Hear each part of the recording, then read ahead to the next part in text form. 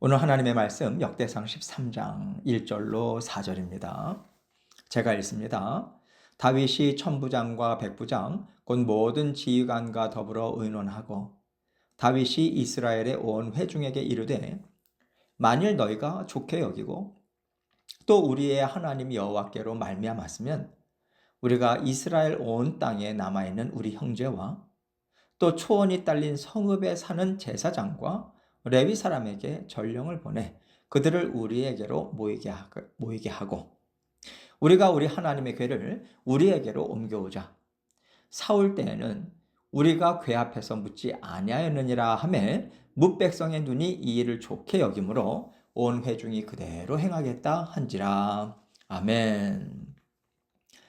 하나님께서 지금까지 다윗과 함께 하신 인생은요, 다윗이 계획한 것도 아니었고 다윗이 갖고 있는 재력이라든가 권력이나 탁월한 지혜를 사용해서 감당했던 것도 아니었습니다. 가정에서 막내 아들로 존재감이 전혀 없었던 다윗을 하나님께서 기름 부어 세우시고 군대 장관으로서 능력 있고 지혜롭게 맡겨진 일들을 잘 감당할 수 있도록 끌어올려 주셨어요. 또 이스라엘의 왕으로서도 모든 일들을 하나님 앞에서 잘 감당할 수 있도록 준비시키시면서 지금까지 인도해 오셨죠. 다윗이 하나님의 마음에 합한 사람으로 인정받기까지 하나님께서는 다윗의 영적인 필요, 육신의 필요 항상 돌보시고 채워주시면서 하나님의 선하신 뜻을 이루어 오셨어요. 그래서 우리가 아는 다윗이 되기까지는 다윗 스스로가 아니라 하나님께서 하셨다는 고백을 다윗도 하고 있고 우리도 그것을 인정할 수밖에 없는 거죠. 하나님께서 성경을 통해서 다윗의 인생, 다윗의 성장을 낱낱이 보여주고 계시는 것은 하나님께서 다윗에게 행하신 일들을 모든 하나님의 자녀들에게도 하나님은 똑같이 이루고 계시다. 이것을 알려주기를 원하시는 겁니다. 하나님은요, 언제나 변함이 없으세요. 그때도 완전하셨고 지금도 완전하세요. 그때도 변함없이 다윗을 돌보셨고 지금도 우리를 변함없이 돌보고 계시죠.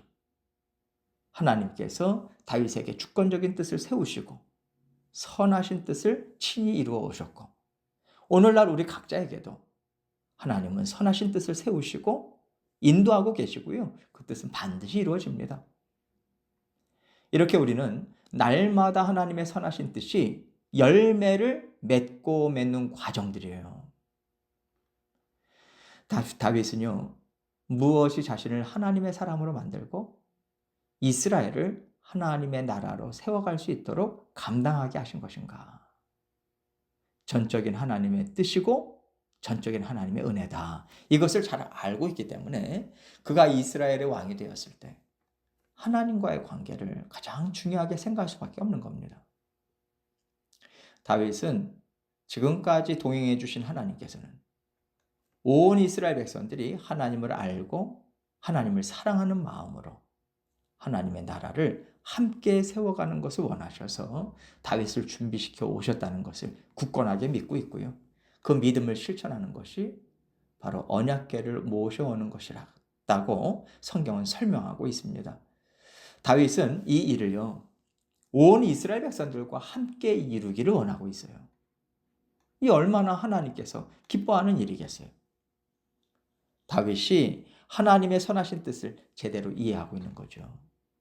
하나님과 함께하는 하나님 나라를 이루기 위해서 다윗이 모든 일들을 하나님의 사람들과 의논하고 뜻을 모으는 이 과정을 통해서 우리는 하나님께서 하나님의 선하신 뜻을 어떻게 이루기를 원하시는지 이것을 배울 수 있겠습니다. 오늘 본문 1절 말씀 봅니다. 다윗이 천부장과 백부장 곧 모든 지휘관과 더불어 의논하고 다윗은 이스라엘의 왕으로 즉위한 후에 수도를 예루살렘으로 옮겼어요. 그리고 착수한 일이 언약궤를 예루살렘으로 가져오는 일이었죠. 엘리 제사장 때 하나님의 언약궤를 블레셋에게 빼앗겼었고요. 언약궤로 인해서 블레셋은 하나님의 재앙을 혹독하게 받았습니다. 그래서 언약궤를 다시 이스라엘 지경으로 돌려보냈고요. 그 이후로 하나님의 언약궤는 유다 땅 기럇 여아림이란 곳에 약 70년 동안이나 방치되어 있었던 거예요. 이 얘기는 언약궤가 어떤 의미가 있는지 이스라엘 백성들이 제대로 생각하고 살펴보고자 하는 시간을 갖지 못하고 하루하루 살기에 급급했다는 거 아니겠습니까? 사울도 하나님의 은혜로 왕이 되었지만 하나님의 은혜에 전폭적으로 의지하는 삶을 살지 못했잖아요. 이런 것들이 언약궤를 방치했다는 것에 그대로 드러나고 있는 것 같아요. 그러나 다윗은 하나님과 함께 살고 싶습니다. 우리는 하나님을 의지해야 살아갈 수 있는 하나님의 백성들입니다. 이 원함과 믿음이 있다 보니까 예루살렘을 수도로 정하고 다윗성을 지은 후에 하나님의 언약궤를 옮겨오는 일을 지금 이루는 거거든요. 이것은 누가 봐도 옳은 일인데 하나님이 이 일을 모든 이스라엘 백성들과 함께 의논하고 함께 이루어 가기를 원해요. 왜 이를 이렇게 이루기를 원했을까요? 하나님의 나라를 세워가는데 왕 한 사람이 하나님을 사랑하고 성전 중심으로 삶을 살아간다고 해서 이스라엘이라는 나라가 바뀌는 게 아니잖아요.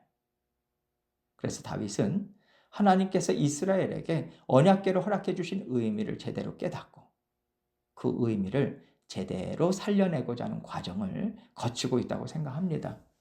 왕뿐만 아니라 지도자들부터 모든 이스라엘 백성들에게까지 하나님을 중심으로 한 삶을 자리 잡게 하는 목표로 다윗은 일을 지금 시작하는 거죠.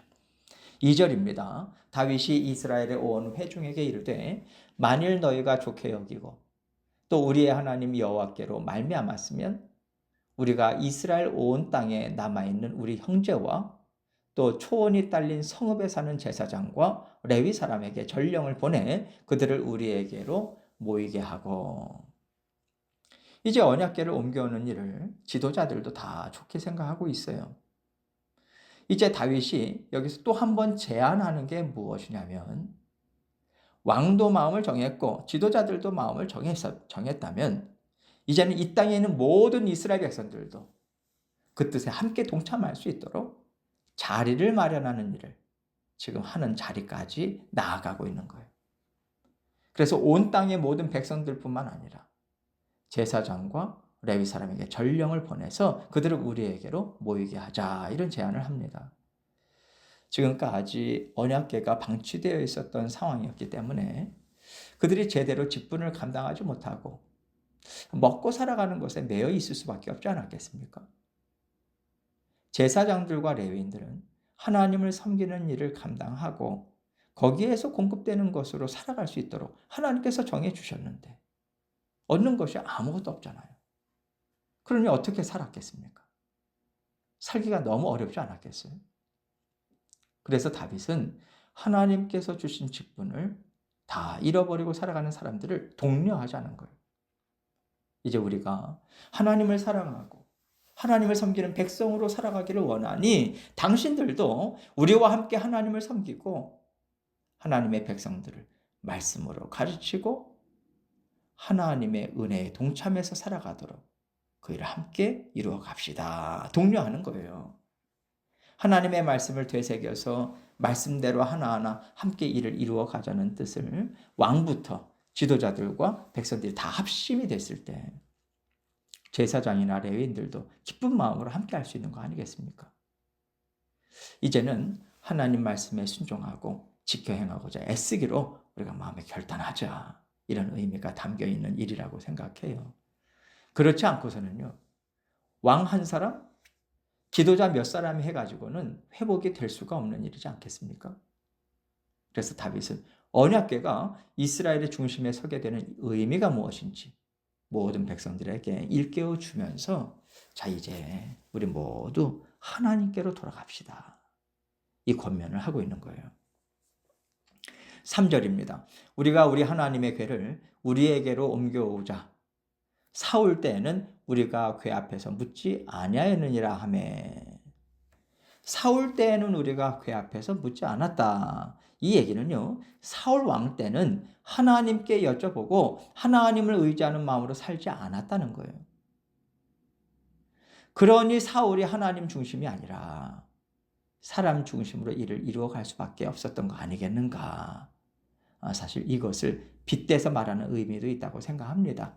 하나님의 말씀을 따라서 세워진 나라기 때문에 말씀을 따라서 살아가지 않으면 든든하게 세워질 수 없는 것이 이스라엘 나라예요. 그래서 다윗은 우리가 실수했던 것들, 넘어졌던 것들, 잘못했던 것들, 여기에서 돌이키고 하나님께로 돌아갑시다. 그래서 지난 역사를 통해서 백성들이 생각하고 붙잡아야 될 것이 무엇인가 다시 한번 일깨워주고 있는 거죠. 한마디로 영적 각성을 일으키고 있는 거예요. 4절입니다. 뭇백성의 눈이 이 일을 좋게 여김으로 온 회중이 그대로 행하겠다 한지라. 이 얼마나 감사한 일입니까? 백성들 중에는요, 아니 왜 이렇게 쓸데없는 일을 하냐? 지금 이 일 하게 생겼냐? 이스라엘 국력을 강하게 하기 위해서 필요한 일들, 중요한 일들이 얼마나 많은데 백성들의 시간을 뺏는 일을 하는가? 얼마든지 바분하고 얼마든지 웅성웅성 될 수도 있는 거거든요. 그러나 모든 백성이 언약궤를 예루살렘으로 모셔 올리는 일을 기뻐했다. 이렇게 말하고 있잖아요. 이 얘기는 하나님은 다윗뿐만 아니라 모든 이스라엘 백성들에게도 골고루 하나님의 선하신 뜻을 기뻐할 수 있는 마음을 주셨다. 이것을 보여주고 있다고 생각합니다. 이렇게 하나님은 다윗을 통해서 하나님 나라를 이루기를 원하는 그 뜻을 하나하나 이루어가고 계시죠. 다윗은 언약궤를 옮기는 일을 혼자 하지 않습니다. 단지 소수의 사람들과 하지 않아요. 모든 백성들과 함께 이루는 과정을 하나하나 밟고 있습니다. 우리에게도 이러한 지혜가 필요하고 이러한 마음이 필요하다는 것을 우리는 배우고요. 하나님 나라를 합심해서 이루어가야 돼요. 하나님은 하나님 나라를 이루는데 한 사람도 빠지지 않고 함께 이루어가는 하나님 나라를 원하시지, 지도자 한 사람, 용맹한 몇 사람, 믿음 좋은 몇 사람, 이렇게 하나님의 일을 이루기를 원하지 않으세요. 이것은 진정한 하나님의 나라가 아닙니다. 진정 하나님의 선하신 뜻은요, 모든 믿음의 자녀들이 함께 이루어가는 거예요. 그래서 하나님께서 세상을 사랑하시고 땅끝까지 주의 복음을 전하라고 하시지 않습니까? 다 함께 하지 않는다면 어떻게 이 사명, 이 일을 감당할 수 있겠어요? 나 한 사람이 뭐 그렇게 중요하겠어? 이것은요, 하나님의 선하신 뜻을 방해하는 일입니다. 불순종하는 일이라고 하는 것을 기억하셔서 모두 합심해서 하나님의 뜻을 함께 이루어 가시는 저와 여러분이 되시기를 주님의 이름으로 축원합니다.